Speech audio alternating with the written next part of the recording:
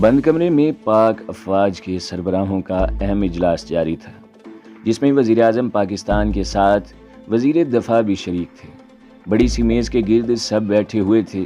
ابھی army chief اپنی presentation دے کر فارغ ہوئے تھے اور اب باوقار سے بمشکل 50 سالہ کرنل شاہد بورڈ پر آ چکے تھے اور سامنے عرب ممالک کا نقشہ پھیلا ہوا تھا اور کمرے میں کرنل شاہد کی بھاری آواز گونج رہی تھی۔ عرصہ سے عرب ممالک پر اسرائیل اپنی اجارہ داری قائم کرنا چاہتا ہے اور اب اس نے اپنی کوششیں تیز کر دی ہیں۔ دن بدن مصر، یمن اور ایران کے بدلتے حالات اس طرف اشارہ کر رہے ہیں۔ اس وقت ان اسرائیلی دستوں کو مار گرانے اور عرب افواج کو مضبوط کرنے کے لیے عرب ممالک نے پاک افواج سے مدد مانگی ہے، اور جیسا کہ سب جانتے ہیں کہ ان کا ایئر ڈیفنس کمزور ہے۔ چونکہ ان کے پاس اچھے پائلٹ نہیں ہیں، اس لیے ہمیں اپنے 2 بہترین پائلٹ ادھر بھیجنے ہوں گے جو جاسوسی پروازیں کر کے اسرائیل کے فوجی دستوں کے ٹھکانے کا پتہ لگا سکے۔ کرنل شاہد نے وقفہ لیا۔ پورے کمرے میں سناٹا چھایا ہوا تھا۔ سب بغور کرنل شاہد کو سن رہے تھے۔ آج کے اجلاس کا اہم مقصد اس مشن کے لیے پلان کی منظوری ہے۔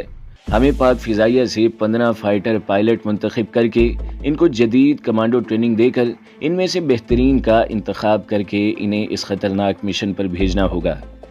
Over to you air marshal Imtiaz. Colonel Shahid نے اپنی بات ختم کی۔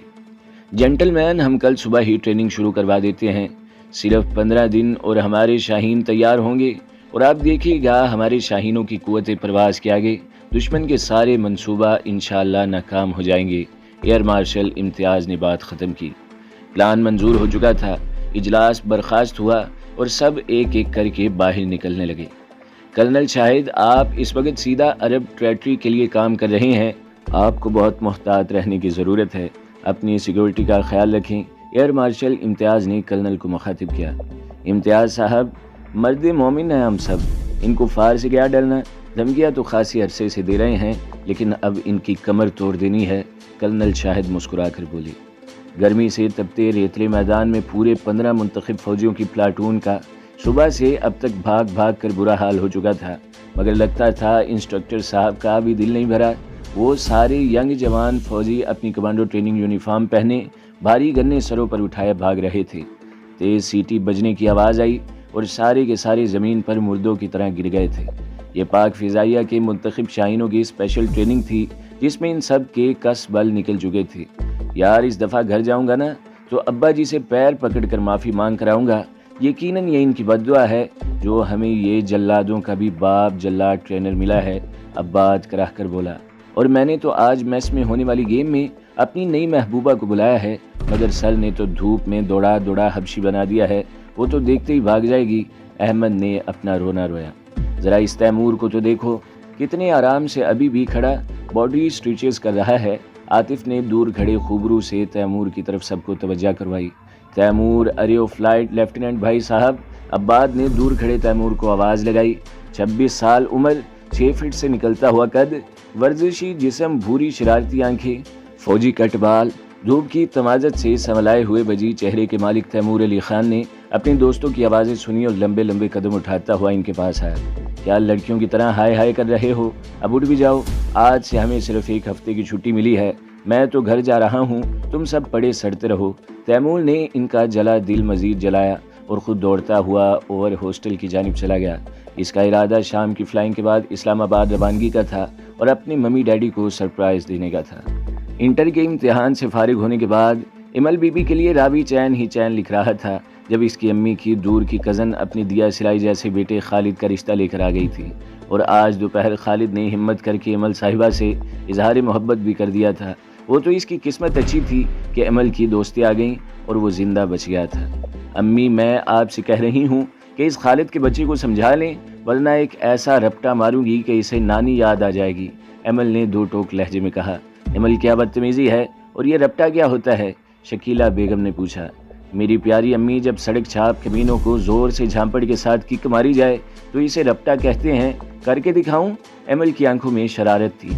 بس بہت ہو گیا تمہارا یہ رپٹا شپٹا، شام ہو رہی ہے، جاؤ بیٹ مین کے ساتھ چائے کا اہتمام کرو، تمہارے بابا آنے والے ہوں گے۔ شکیلہ بیگم نے اسے کچن کا راستہ دکھایا۔ امل منہ بناتی کچن میں آئی۔ امل بیٹا، میز پر آپ کے نام کا لفافہ آیا ہے، ڈاکیا بھی دے کر گیا ہے۔ شرفو بابا نے اسے اطلاع دی۔ ایمل لپک کر میز کی جانب بڑھی، بڑا سا خاکی لفافہ اٹھایا۔ اس پر لگی مہر دیکھ کر اس کا دل سوچ سے بھی زیادہ کی رفتار سے دھڑکنے لگا تھا۔ ایمل نے لفافے کو اپنی آنکھوں سے لگایا اور دوڑ کر اوپر کی طرف بھاگی تھی۔ امی، امی جان، میری پیاری امی، وہ چلاتے ہوئے اپنی امی کے بیڈ روم میں داخل ہوئی۔ کیا ہوا ایمل؟ پاگلوں کی طرح کیوں چلا رہی ہو؟ شکیلہ بیگم نے سلام پھیر کر جائے نماز سمیٹ کر اسے ٹوکا۔ امی یہ دیکھیں میرا لیٹر۔ ایمل نے لفافہ لہرایا۔ میری انٹرویو کال آ گئی ہے، وہ جوش سے بولی۔ اچھا دکھاؤ تو۔ شکیلہ بیگم نے ہاتھ آگے بڑھایا۔ یہ لیجئے، مگر کھولیے گا نہیں، بابا کو گھر آنے دیں، پھر بابا سے کھلوائیں گے۔ ایمل انہیں لفافہ پکڑاتے ہوئے بولی۔ امی میں روم میں جا رہی ہوں شکرانے کے نفل پڑھنے۔ ایمل تیزی سے بولتی باہر نکل گئی۔ ایمل پینڈولم کی طرح کمرے میں ادھر سے ادھر جھولتی اپنے پیارے بابا کرنل شاہد کا ویٹ کر رہی تھی۔ گاڑی کی آواز سنتے ہی کمرے کی کھڑکی سے جھانکا تو کرنل صاحب گاڑی پارک کر رہے تھے۔ وہ تیر کی تیزی سے ادھر کر یونیفارم میں ملبوس کرنل صاحب کی طرف بڑھی تھی۔ کرنل شاہد جو ملکی حالات پر ایک اہم میٹنگ اٹینڈ کر کے گھر پہنچے ہی تھے کہ اپنی پریوں سی بیٹی ایمل کو تیر کی طرح اپنے پاس آتے دیکھ کر رک گئے اور بازو پھیلا دیے۔ وہ بھی کسی چھوٹی سی بچی کی طرح ان کے بازوؤں میں سما گئی تھی۔ السلام علیکم بابا۔ کرنل صاحب نے اسے ماتھے پر پیار کیا تھا۔ وعلیکم السلام میرا شیر، وہ شفقت سے بولے اور دونوں باپ بیٹی اندر روانہ ہوئے۔ بابا میری انٹرویو کال آ گئی ہے، ایمل نے اندر پہنچ کر بڑے جوش سے انہیں اطلاع دی۔ بابا بہت جلد آپ کی بیٹی رسالپور میں پاک فضائیہ اکیڈمی جوائن کر لے گی۔ ایمل چمکتی آنکھوں سے اپنے بابا کو دیکھتے ہوئے بولی۔ بیٹا جی ابھی تو انٹرویو کال ہے، ابھی عشق کے امتحان اور بھی ہیں۔ وہ اس کا سر تھپتھپاتے اندر کمرے کی جانب بڑھ گئے۔ پر بابا ریٹرن ٹیسٹ بھی تو زبردست طریقے سے پاس کیا تھا، آپ دیکھنا انٹرویو بھی کلیئر ہو جائے گا، اور پھر میرے جیسی سرفری انہیں کدھر ملے گی؟ ایمل 7 سال چلتے ہوئے بولی۔ شام کے سائے پر پھیلا رہے تھے۔ فضا کی بلندیوں پر پاک فضائیہ کا فائٹر ایئر کرافٹ طیارہ آسمان کی بلندیوں کو چھو رہا تھا جب ایئر کنٹرول نے پائلٹ سے رابطہ کیا۔ Lieutenant Taimur, come back, your air time is done. Taimur نے چمکتی آنکھوں سے آسمان کو دیکھا۔ آسمان کی بلندیوں کو چھوتا اس کا طیارہ اس نے پاکستان کی فضاؤں کو حسب عادت سیلوٹ کیا اور کرافٹ کو کلابازیاں کھلاتا تیزی سے بیس کی طرف لے جانے لگا۔ بیس پر پہنچ کر کرافٹ کی سیف لینڈنگ کے بعد تیمور سر سے ہیلمٹ اتارتا نیچے اترا۔ یہ اس ویک کی اس کی آخری فلائنگ تھی۔ رات میں وہ 1 ہفتے کی چھٹیوں پر اسلام آباد اپنے گھر جا رہا تھا۔ لیفٹیننٹ تم ایک بہت ہی خطرناک فائٹر پائلٹ ہو، ٹریفک کنٹرولر اس کے پاس آتا ہوا بولا۔ بس سر آپ کی نوازش ہے، تیمور چمکتی آنکھوں سے کنٹرولر کو دیکھتے ہوئے بولا۔ لیفٹیننٹ سیف فلائنگ کی کوشش کیا کرو، اس طرح کے خطرناک سٹنٹ مت کیا کرو، جان بھی جا سکتی ہے۔ کنٹرولر نے اسے سمجھانے کی کوشش کی۔ سر کرافٹ کا یوک یعنی کنٹرولر ہاتھ میں لیتے ہی میں بے خوف ونڈر ہو جاتا ہوں، مجھے اپنی قوت پرواز پر ناز ہوتا ہے۔ تیمور جذب سے بولتا اندر کی جانب بڑھتا چلا گیا۔ لیفٹیننٹ تیمور، سر آپ کو ایئر کموڈر صاحب میٹنگ روم میں بلوا رہے ہیں، سٹاف پاس آ کر سلوٹ مارتے ہوئے بولا۔ اس وقت تیمور نے اپنی گھڑی میں ٹائم دیکھا تو شام کے 6 بج رہے تھے، آفیشیل ٹائم ختم ہو چکا تھا۔ وہ حیرانگی سے کندھے اچکاتا میٹنگ روم کی طرف بڑھا۔ ایئر کموڈر اندر تیمور کا انتظار کر رہے تھے۔ تیمور اجازت لے کر اندر داخل ہوا اور سیلوٹ مار کر تن کر کھڑا رہا۔ اٹ از لیفٹیننٹ تیمور، باروب سے ایئر کموڈر اسے بیٹھنے کا اشارہ کرتے ہوئے بولے۔ ینگ مین، تمہاری اسپیشل ٹریننگ کی رپورٹ مجھے ملی ہے، تم ایک جانباز اور باصلاحیت فوجی ہو، اس لیے ایک اہم مشن کے لیے تمہیں منتخب کیا گیا ہے۔ تمہارے پاس 4 دن ہیں، ٹھیک 4 دن بعد تمہیں اسلام آباد بیس رپورٹ کرنا ہوگا، وہاں کرنل شاہد تمہیں بریفنگ دیں گے۔ It is clear? Yes clear sir, Taimur نے بلند آواز جواب دیا اور ایئر کموڈر نے اسے جانے کا اشارہ کیا۔ ایمل اپنے کمرے میں کمپیوٹر پر بیٹھی کام کر رہی تھی جب کرنل شاہد اندر داخل ہوئے۔ ایمل کیا ہو رہا ہے؟ انہوں نے اسے مخاطب کیا۔ بابا آپ آئیے نا، میں انٹرویو کی تیاری کے لیے میٹیریل چیک کر رہی ہوں، ایمل کھڑی ہوتے ہوئے بولی۔ بیٹا جی انٹرویو کی تیاری گوگل یا کتابوں سے مت کرو، خود کو کھوجو، اپنا کانفیڈنس لیول بڑھاؤ اور کامن سینس استعمال کرو۔ جی بابا، ایمل نے بڑی تابعداری سے جواب دیا۔ پریکٹس کے لیے کل صبح 4 بجے تیار رہنا۔ کرنل شاہد ایمل کے سر پر ہاتھ پھیرتے ہوئے باہر نکل گئے۔ ایمل نے کمپیوٹر آف کیا۔ صبح 4 بجے کا مطلب 4 بجے تھا، اس لیے اب اس کا ارادہ سونے کا تھا۔ وہ اسٹڈی سے اٹھ کر کھڑکی تک آئی۔ اس کا ارادہ پردے برابر کر کے لیٹنے کا تھا۔ پردے برابر کرتے اس کی نظر باہر پڑی۔ ایک سیاہ بیوگ گھر کے باہر کھڑی تھی، اس کے شیشے بھی گہرے سیاہ تھے۔ ایمل کی چھٹی حس نے خطرے کا احساس دلایا۔ وہ پردے برابر کر کے بیڈ کی سائڈ دراز پر آئی اور دراز کھول کر دوربین نکالی، کمرے کی لائٹ بند کی۔ اب وہ اندھیرے میں آنکھوں پر دوربین لگائے بڑی سنجیدگی سے باہر دیکھ رہی تھی۔ شام کی سیاہی پھیل رہی تھی۔ مصر کے نواحی علاقہ میں موجود صحرا کے ٹیلوں کے پیچھے 5 سفید فام افراد گھٹنوں کے بل زمین پر بیٹھے ہوئے تھے۔ درمیان میں نقشہ پھیلا ہوا تھا۔ سب کے چہروں پر بلا کی سنجیدگی تھی۔ ایڈم، ہمیں مصر میں ہنگامے جاری رکھنے ہوں گے، تم ادھر کا چارج سنبھالے رکھو، اور ٹام تم اپنی ٹیم کے ساتھ پاکستانی آرمی کے پلان کا پتہ کرو۔ وہ کرنل ہاتھ دھو کر پیچھے پڑ گیا ہے، اس کی ہر قیمت پر زبان کھلوانی ہے۔ تیمور اسلام آباد پہنچ چکا تھا۔ چونکہ سرپرائز دینے کی وجہ سے بغیر اطلاع آیا تھا، اس لیے اپنا چھوٹا سا ٹریول بیگ کاندھے پر لٹکائے اب ٹیکسی کا ویٹ کر رہا تھا۔ ٹیکسی ملتے ہی وہ اپنے گھر کی طرف روانہ ہوا۔ اس کی نگاہوں میں اپنی ممی کا خوشی سے دمکتا چہرہ لہرا رہا تھا۔ بڑے بڑے درختوں سے ڈھکے سرسبز سے گھر کے آگے ٹیکسی رکی۔ وہ پیسے دے کر باہر نکلا، ابھی گیٹ پر پہنچا ہی تھا کہ گیٹ پر بیٹھے سیکیورٹی گارڈ نے سلام کرتے ہوئے دروازہ کھول دیا۔ سلام تیمور بابا، آ گئے آپ؟ سفر اچھا گزرا؟ گارڈ نے پوچھا۔ کاکا، کیا آپ کو پتا تھا کہ میں آ رہا ہوں؟ تیمور نے حیرانگی سے پوچھا۔ تیمور بابا، سب ہی 2 روز سے آپ کا انتظار کر رہے ہیں، آپ اندر چلیں۔ تیمور لان عبور کر کے اندر کی طرف بڑھا۔ سامنے ہی اس کی نازک سی سٹائلش سی ممی اور چھوٹا بھائی ساتھ کھڑے ہوئے تھے۔ السلام علیکم ممی، وہ سلام کرتا ہوا ان سے لپٹ گیا۔ ساتھ کے بچے، تو مجھے بتا نہیں سکتا تھا کہ ممی کو اور تجھے میرے آنے کی اطلاع ہے؟ میں خواہ اتنی دھوپ میں ٹیکسی میں آیا اور سرپرائز کی بھی ایسی کی تیسی ہو گئی۔ وہ ساتھ کا کان مروڑتے ہوئے بولا۔ بھائی کان چھوڑو، ابھی اندر چلو، سرپرائز تو تمہیں ممی دینے والی ہیں، وہ بھی شوق کر دینے والا۔ سعد نے اسے آگاہ کیا۔ تیمور ہنکارا بھرتا سعد کو گھورتا ہوا اندر لیونگ روم میں آیا تو سامنے باروب سے ڈیڈی اور ممی کہیں جانے کے لیے تیار بیٹھے تھے۔ تیمور، 10 منٹ میں فریش ہو کر آؤ، ہمیں دیر ہو رہی ہے، ڈیڈی کی بھاری آواز گونجی۔ ڈیڈی، ممی میں ابھی تو آیا ہوں، اب آتے ہی آپ مجھے کدھر لے جا رہے ہیں؟ تیمور نے منہ بنایا۔ صاحبزادے، ہم لڑکی دیکھنے جا رہے ہیں، ڈیڈی نے جواب دیا۔ لڑکی؟ مگر کیوں ڈیڈی؟ تیمور نے سنجیدگی سے پوچھا۔ دیکھو تیمور، اب تم ماشاء اللہ سے لیفٹیننٹ بن چکے ہو اور چند روز میں ایک مشن پر جا رہے ہو۔ اس مشن کی کامیابی کے بعد تم انٹیلیجنس کے ساتھ اسائنڈ کر دیے جاؤ گے، پھر وقت نہیں ملے گا، اس لیے ہم تمہیں پابند کرنا چاہتے ہیں اور یہی مناسب وقت ہے، ڈیڈی نے سمجھایا۔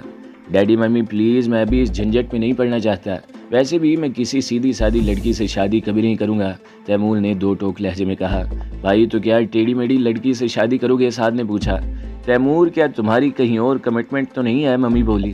نہیں ممی، کیا آپ مجھے ایسا ویسا سمجھتی ہیں، لڑکیاں تاڑنے والا؟ تیمور روٹھے لہجے میں بولا۔ تو پھر بنا لڑکی دیکھے کیوں انکار کر رہے ہو؟ ایک بار مل تو لو، ممی نے اسے سمجھایا۔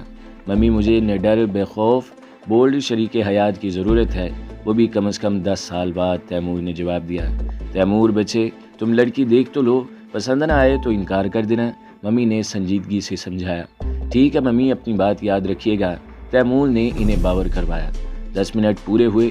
تیمور، سعد اٹھو، گاڑی میں بیٹھو، اور بیگم آپ بھی چلیے۔ کلائی پر بندی گھڑی پر نظر جمائے وقت کے پابند ڈیڈی کھڑے ہو گئے۔ ٹھیک 2 منٹ کے بعد یہ قافلہ لڑکی دیکھنے روانہ ہو چکا تھا۔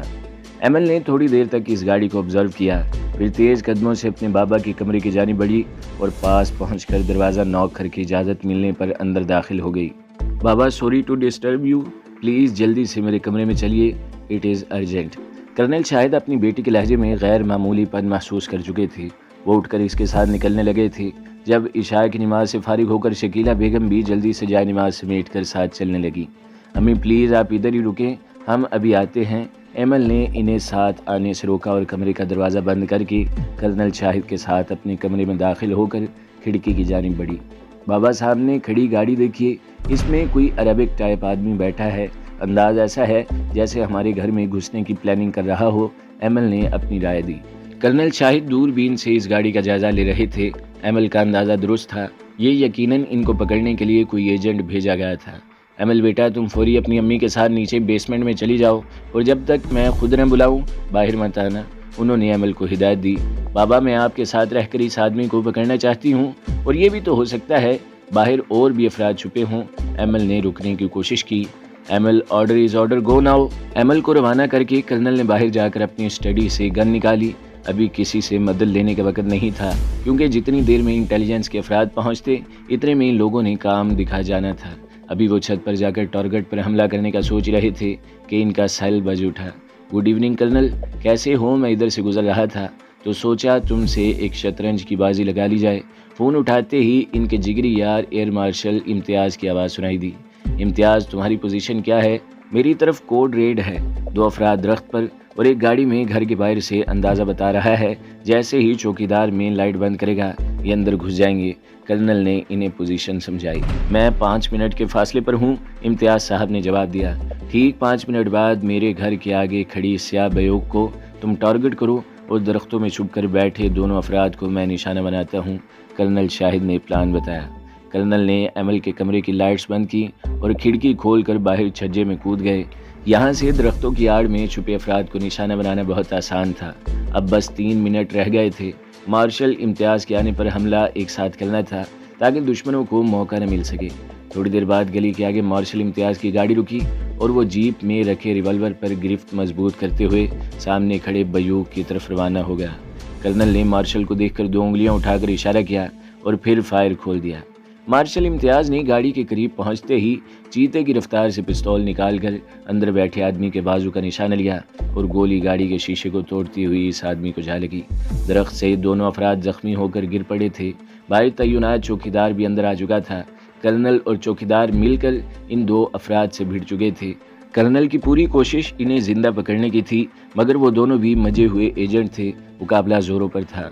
रॉजर इसराइल का काहिया एजेंट जो रात के अंधेरे में कर्नल शाहिद को अगवा करने आया था, बड़े इत्मीनान से गाड़ी में बैठा हुआ था।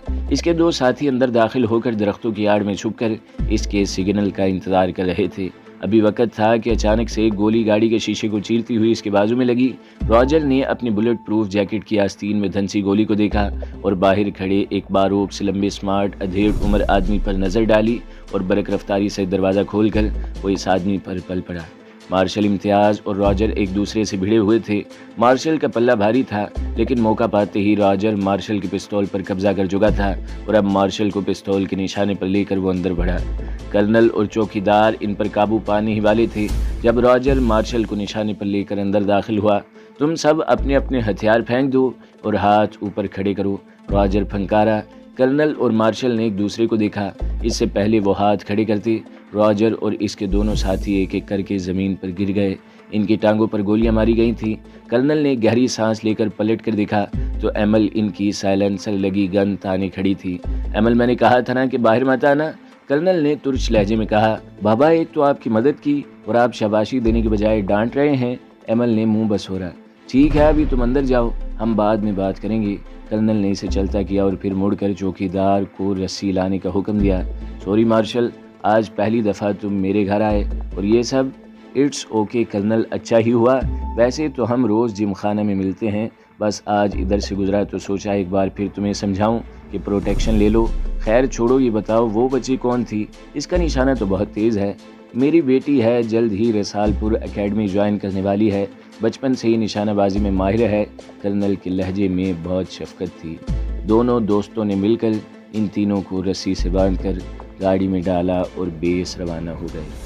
तो दोस्तों, अगली किस्त सुनने के लिए हमारे चैनल को ज़रूर सब्सक्राइब करें, वीडियो को लाइक करें और बेल के आइकन पर भी क्लिक कर दें ताकि हर जो आने वाली वीडियोज़ हैं वो आपको सबसे पहले मिलती रहें।